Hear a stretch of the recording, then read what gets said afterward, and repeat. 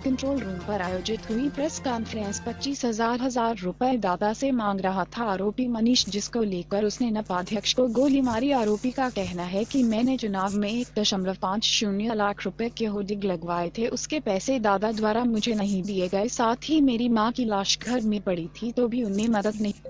चुनाव जीतते अब तो भी खर्चा कर दे, मैं तेरे को काम भी दिलाऊंगा, ठेके वेके भी लेंगे अपन, तू जो कहेगा वो ठेके भी तेरे को मिलेंगे। तेरी जो गुमटी पड़ी हुई है श्रीकोल चौराहे पे वो तेरे स्थायी कर दूंगा मैं। उस बात को बेवकूफ़ बनाते बनाते मेरे को 3-3.5 साल हो गए। आप सभी को मतलब लगभग आधे लोगों को मालूम होगी ये बात। उसके बाद बोला था कि तेरे मकान का पट्टा कर दूंगा। इसमें से कुछ भी काम मेरे लिए कभी भी नहीं करा उनने। उसके बाद फिर अभी ये नई एक पत्रकार की गुमटी मेरी गुमटी के आगे लगवा दी इनने। कहाँ पे? श्रीकोल चौराहे। किस पत्रकार? गोपाल मकोलिया करके नाम है। आगे बोलते चलो। बोलते मनीष भाई बोलते। बाद में मेरी मदर एक्सपायर हुई। मेरे जो पैसे निकल रहे थे मेरे पास अभी बिल्कुल पैसे नहीं थे, ये मेरे सभी दोस्त लोग जानते हैं। मैंने मेरे पैसे मांगे और बिल्कुल मैंने स्पष्ट बिल्कुल विनोद भैया से कह के भी बोला मैंने कि दादा से बोल देना, मैं हाथ जोड़ के निवेदन है कि जो मेरे पैसे हैं मेरे इस टाइम में मेरे को दे दो। अगर आज नहीं दोगे तो फिर मैं कभी पैसे नहीं लूँगा। बस मैंने उसी दिन कसम खा ली थी कि दादा को मारूंगा। तो तुमने ये दुकान भी तो खोली थी इसकी? मोटू पतलू की दुकान भी खोली थी, रांगोली और पतंग की दुकान भी खोली थी आपने। हाँ, और दादा वो लोन लेकर खोली तो उसमें घाटा गया हमको। उसमें भी 3.5 लाख रुपये लोन पे भरना। अच्छा, ये अपार्टमेंट का जो दुकान है उसका क्या है? दादा ने किस लोगों को तुम्हारे सामने फायदा पहुंचाया था? सभी को फायदा पहुंचा सर, मेरे को आज तक कुछ फायदा नहीं मिला। कौन कौन लोग हैं जिनने सबसे ज्यादा फायदा उठाया और आपको फायदा नहीं मिला हुआ है? क्योंकि आपने चुनाव में पहले ही काम किया था उनके। खूब मैंने तो दिल से काम करा, मैं तो हमेशा मैं तो सबके लिए दिल से काम करता हूँ। आप लोग खुद आगे रह के पैसे दिए आप तो मांगे भारतीय जनता पार्टी कार्यकर्ता थे। आप मनीष भाई, भारतीय जनता पार्टी कार्यकर्ता थे। कौन कौन लोग हैं मनीष भाई जिनको फायदा पहुंचा? अरे सर मनीष भाई, भाजपा के लोग कह रहे हैं कि आप भाजपा कार्यकर्ता नहीं हो, क्या कहना आपका? अरे डायरेक्ट ले रहे हैं यार। बिल्कुल है, भाजपा कार्यकर्ता हो? बिल्कुल है। आपने कोई सदस्यता ली थी मनीष भाई? वो मोबाइल से जो लेते हैं उनमें ऑनलाइन सदस्यता ली? दूसरा ये अंकुर अपार्टमेंट क्या है जो आपकी दुकानों का कोई विवाद है क्या अभी वर्तमान में? वहाँ क्या है? कोई बात नहीं। अच्छा, वहाँ क्या आपकी दुकान है स्वयं की?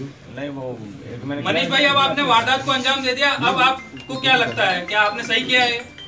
मेरे को लगता है मैंने सही किया, क्योंकि मेरे को जो लगा वो मैंने करा। मेरे ऐसे बुरे समय में जो मेरा नेता काम में नहीं आए, मेरे को ऐसा नेता तो नहीं आपको लगता है जी जो नेता होते हैं उनके कार्यकर्ता जिनके लिए काम करते हैं, नेताओं को कार्यकर्ताओं का ध्यान रखना चाहिए, अदरवाइज रिजल्ट ऐसा होता है। बिल्कुल रखना चाहिए। आप जो मानते दिल हैं से कि काम करेगा, कार्यकर्ताओं का शोषण हो रहा दिमाग था? से नहीं, और जो दिल से काम करेगा उसका साथ देना चाहिए। कार्यकर्ताओं का जो आप एक कार्यकर्ता थे बीजेपी के, और कार्यकर्ता का शोषण जो आपके ऊपर फ्रस्ट्रेशन में आपने हत्या की है या किसी के कहने पे की है? नहीं, बिल्कुल झूठ तो नहीं बोल रहे हो? नहीं, बिल्कुल झूठ नहीं बोल रहा हूँ। कसम से? मेरी माँ की लाश पड़ी थी घर में, मेरे को पैसे की आवश्यकता थी और उस समय इन्होंने पैसे नहीं दिए। कैसे घटना को अंजाम दिया मनीष जी आपने? कैसे घटना को अंजाम दिया? कैसे प्लानिंग करी आपने? मैंने पिस्टल क्या करा आपने? कैसे प्लानिंग करी थी? हो जाते हैं वहाँ पे घुमा। हाँ, मैं वहाँ को टेबल पे खड़ा रह इंतजार कर रहा था। मनीष तुम मानते हो?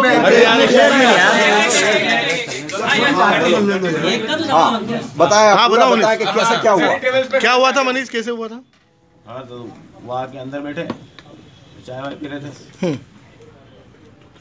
मैं इंतजार कर रहा हूँ उनकी बात खत्म हुई, चाय पी के वो बाहर आए, फिर मैं गया उनके पास में। दादा जैसे आराम करी, गोली मार दी। तो कोई बात नहीं करी उस टाइम आपने? नहीं, कोई बात नहीं। कितनी फायर किया आपने? 3 फायर करा। पहला फायर कहाँ किया और दो? पेट में। पहला पेट में और दो फिर सिर में। मतलब ये सोच के गए थे कि मर्डर करना है? बिल्कुल मारने की सोच के गया था मैं। जो मेरे को इस समय मेरे आप दादा को कितने पैसे दिए थे? इसको दादा को, बेलाज जी को? 1.5 लाख रुपये। आपने? अच्छा, इसके अलावा फायदा किस किस को पहुंचाया दादा ने, उनके नाम भी बताइए जो आपके साथ कार्यकर्ता काम करते हैं। गोलू, गज्जू, इन लोगों की गाड़ियाँ लगी हुई है। और इसके अलावा मुझे लग रहा है सारे क्वेश्चन 17 जनवरी को हमारे मंदसौर के नगर पालिका अध्यक्ष श्री प्रहलाद जी की जो नृशंस हत्याकांड हुई थी, उसमें हमारी मंदसौर पुलिस ने लगातार काम किया है, लगातार सर्चिंग्स की, और उसके बाद विद इन 30 आवर्स हमने आरोपी को गिरफ्तार किया है और सारे मामले का पर्दाफाश किया है। इसमें जो वारदात में प्रयुक्त वेपन था 32 बोर की पिस्टल, 2 मैगजीन और 7 लाइव कार्टिज वो भी बरामद किए गए हैं। इसके पीछे जो मुख्य रूप से कारण सामने आए हैं कि इलेक्शन कैंपेन में इसने महत्वपूर्ण रूप से अध्यक्ष महोदय का हिस्सा लिया था। जो होर्डिंग्स लगाए गए थे उसमें उसके साथियों गोलू और गज्जू के माध्यम से उसने लगभग 1.5 लाख रुपए वो भी दिए थे और खर्च किए थे। और उसकी एक्सपेक्टेशन ये थी कि जब मैं इतना सब कुछ कर रहा हूँ तो उसका रिटर्न मुझे अच्छा मिलेगा। कहीं वो मकान दुकान की उम्मीद किए हुए था, ज्यादा पैसे की उम्मीद किए हुए था और इसके अलावा उसको लग रहा था कि उसको कॉन्ट्रैक्ट वगैरह भी कुछ मिलेंगे, जैसे कि अन्य साथियों को उसके मिले हुए हैं। और जब उसको ये सब चीजों में स्थिति नहीं बदली, उसकी आर्थिक स्थिति खराब होती जा रही थी। अभी 1.5 माह पहले उसकी मदर की डेथ हो गई। तब 12वीं में वो खुद पैसे मांगने गया था, तब भी उसको पैसे समुचित मिल नहीं पाए। उसने गोलू वगैरह से ही संपर्क किया, वो भी उसको पैसे नहीं दिला पाए। अभी उसके फादर की तबीयत सीरियस थी। इन सब आर्थिक तंगाली से जूझते हुए, पारिवारिक परिस्थितियों को देखते हुए उसको लगा और उसने मन में ये ठाना कि अब मैं इस हत्याकांड को अंजाम दूंगा और उसके चलते उसने ये हत्या की। कहीं न कहीं उसको लग रहा था कि जो बेनिफिट फ्रस्ट्रेशन उसने ये कदम उठाया। एग्जैक्टली। और जब ज्यादा उसकी स्थिति खराब होती चली गई फाइनेंशियल, तो फिर उस तरह का स्टेप उसने दादा से पैसे भी मांगे जैसे इस तरह की जिस तरह की एक्सपेक्टेशंस उसकी थी। प्रहलाद जी से उसने पैसे मांगे थे लेकिन मिले नहीं थे।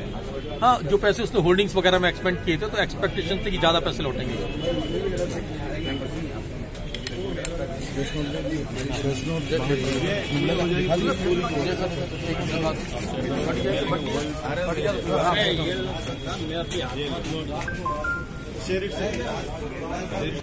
और उसका ये कहना था कि उसको 5-7 हज़ार रुपये घर परिवार के लिए दे पा रहा था अपने फाइनेंशियल स्टेज पर। और ये जरूर हो सकता है कि वो घर से जाके फिर बदमाशी करता, घर जाके कुछ अपने आप को करता, इस तरह के टेंशन हो सकते थे।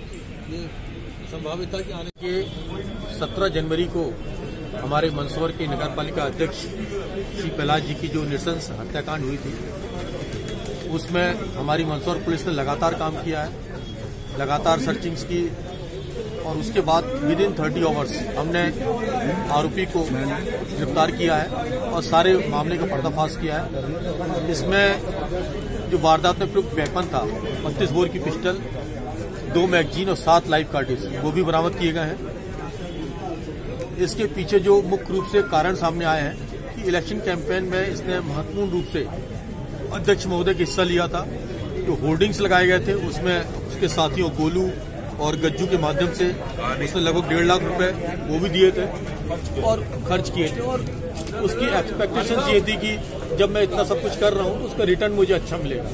कहीं वो मकान दुकान की उम्मीद किए हुए था, ज्यादा पैसे की उम्मीद किए हुए था और इसके अलावा उसको लग रहा था कि उसको कॉन्ट्रैक्ट वगैरह भी कुछ मिलेंगे, जैसे कि अन्य साथियों को उसके मिले हुए हैं। और जब उसको ये सब चीजों में स्थिति नहीं बदली, उसकी आर्थिक स्थिति खराब होती जा रही थी। अभी 1.5 माह पहले उसकी मदर की डेथ हो गई। तब 12वीं में वो खुद पैसे मांगने गया था, तब भी उसको पैसे समुचित मिल नहीं पाए।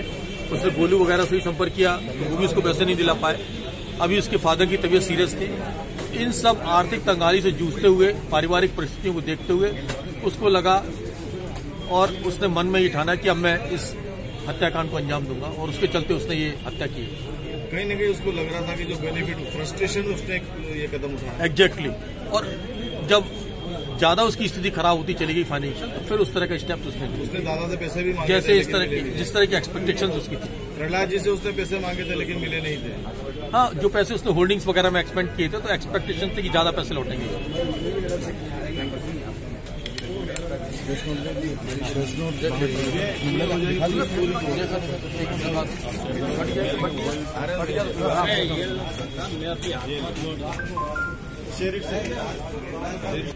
और उसका ये कहना था कि उसको 5-7 हज़ार रुपये घर परिवार के लिए दे पा रहा था अपने फाइनेंशियल स्टेज पर। और ये जरूर हो सकता है कि वो घर से जाके फिर बदमाशी करता, घर जाके कुछ अपने आप को करता, इस तरह के टेंशन हो सकते थे। ये संभावित था कि आने कह रहे थे कि गोलू पहले क्लियर हिसाब बता दे कितना देना है तब मैं दूंगा। इस तरह का कन्वर्सेशन चलता रहा। इसी दौरान उसके पिता भी हॉस्पिटल में एडमिट हो गए और इस पूरे घटनाक्रम में जब वो आर्थिक बदहाली से गुजरा था तो उसने प्रण किया मैं इनको छोड़ूंगा नहीं। और इसी प्रण में उसने इस घटना को 17 जनवरी को सायंकाल 7 बजे उसने रैकी किया। उसको मालूम था कि ये लोकेंद्र कुमावत के यहाँ लगातार आते हैं। शाम को जब ये पहुंचे तो वहां पर उसने रैकी करके उनके ऊपर 3 फायर किए। उसमें से 2 फायर उनके सिर के ऊपर और एक पेट के ऊपर किया और जिनको तत्काल वहां पर हॉस्पिटल ले जाएगा तो वो डेड डिक्लेयर किया गया। वहां से ही भागने के बाद बाइक स्टार्ट करने की कोशिश की, बाइक इसकी स्टार्ट नहीं तो मौके पर छोड़ के भाग गया। उसमें मैंने कुछ वीडियो फुटेज भी हमारे पास आए हैं। वहां से दौड़ते भागते सुचिता टाकीज के पास कूद के गया, वहां उसके पैर में इंजरी भी हो गई। उसने फायर आर्म 32 बोर की पिस्टल थी, उसने अंकुर अपार्टमेंट्स का उसका कोई एक ऑफिस बना रखा है, वहां पर उसने दरी के नीचे हथियार रखा।